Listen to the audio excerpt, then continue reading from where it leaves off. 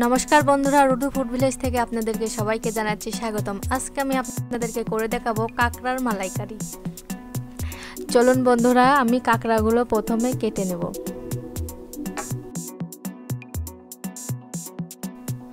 কাঁকড়াগুলো আমার কোটা হয়ে গেছে, আমি ধুয়ে পরিষ্কার করে নিয়েছি। এবার আমি চলে যাব রান্নায়। রান্না করতে আমার যা যা লাগছে সেগুলোর সঙ্গে আমি আপনাদেরকে পরিচয় করে দেব। লাগছে নারকেল কুড়ো, লবণ, গোটা জিরা, ধনিয়া গুঁড়া, মরিচের গুঁড়া, জিরা গুঁড়া, এলাচ, দারচিনি, পেঁয়াজ কুচি, হলুদ গুঁড়ো, তেল। এবার আমি চলে যাচ্ছি রান্নায়।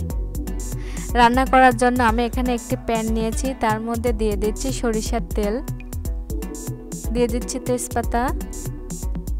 ভালোভাবে নেড়ে নেব আমি তেজপাতাটা গরম তেলে। দিয়ে দিচ্ছি দুটো শুকনো লঙ্কা, আবারও নাড়বো আমি ভালোভাবে। দিয়ে দিচ্ছি গোটা জিরা, আবার নাড়বো। দিয়ে দিচ্ছি পেঁয়াজ কুচি। পেঁয়াজটা আমি ভালো করে নেড়ে চেড়ে নেব। দিয়ে দিচ্ছি 1 চামচ লবণ, দিয়ে দিচ্ছি 1 চামচ হলুদ গুঁড়ো, দিয়ে দিচ্ছি দারচিনি ও এলাচ। আমি এগুলো খুব সুন্দরভাবে কষিয়ে নেব।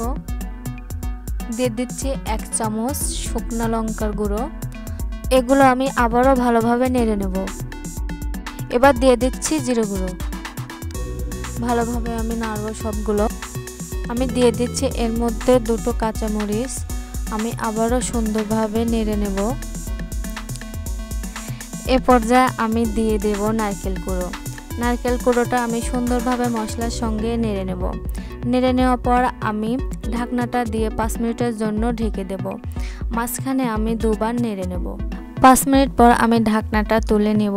তুলে নেওয়ার পর বন্ধুরা দেখতে পাচ্ছেন আমার নারকেল কুড়োটার অনেক সুন্দর কালার হয়েছে। এবার আমি এর মধ্যে দিয়ে দেব কুটে রাখা কাঁকড়াগুলো। এবার আমি সবগুলো সুন্দরভাবে নেড়ে নেব। নেড়ে নেওয়ার পর আমি আবারও 5 মিনিটের জন্য ঢাকনাটা দিয়ে ঢেকে দেব, তবে মাঝখানে দুবার নেড়ে নেব। 5 মিনিট পর আমি ঢাকনাটা তুলে নিলাম। বন্ধুরা দেখতে পাচ্ছেন আমার নারকেল কষানোটা অনেক সুন্দর হয়েছে। আমি এটা ভালোভাবে নেড়ে নেব। নেড়ে নেওয়ার পর আমি এর মধ্যে জল দিয়ে দেব পরিমাণ মতো। আপনারা যে যেমনভাবে খাবেন সে ততটুক জল দেবেন। আমি আমার মতো করে জল দিয়েছি। আমি আবারও 10 মিনিটের জন্য ঢেকে দিচ্ছি, তবে মাঝখানে দুবার নেড়ে নেব। 10 মিনিট পরে বন্ধুরা আমি আবারও ফিরে আসলাম। দেখতে পাচ্ছেন আমার তরকারিটা হয়ে গেছে। আমি নামানোর আগে তরকারিটার মধ্যে 1 চা চামচ চিনি দিয়ে 1 মিনিটের জন্য ঢাকনা দিয়ে দেব। তারপরে আমি তরকারিটা নামিয়ে নেব। 1 মিনিট পরে আমি আমার তরকারিটা নামিয়ে নিয়েছি। দেখতে পাচ্ছেন বন্ধুরা আমার তরকারিটা অনেক সুন্দর কালার হয়েছে। কথায় আছে যে জিনিস দেখতে ভালো সেই জিনিস খেতেও ভালো। অবশ্যই আমার এই রেসিপিটা আপনারা বাসায় তৈরি করে খাবেন, আপনাদের অনেক ভালো লাগবে। আবারও কোনো নতুন রেসিপি নিয়ে আপনাদের সামনে হাজির হব। আপনারা ভালো থাকবেন, সুস্থ থাকবেন। ধন্যবাদ।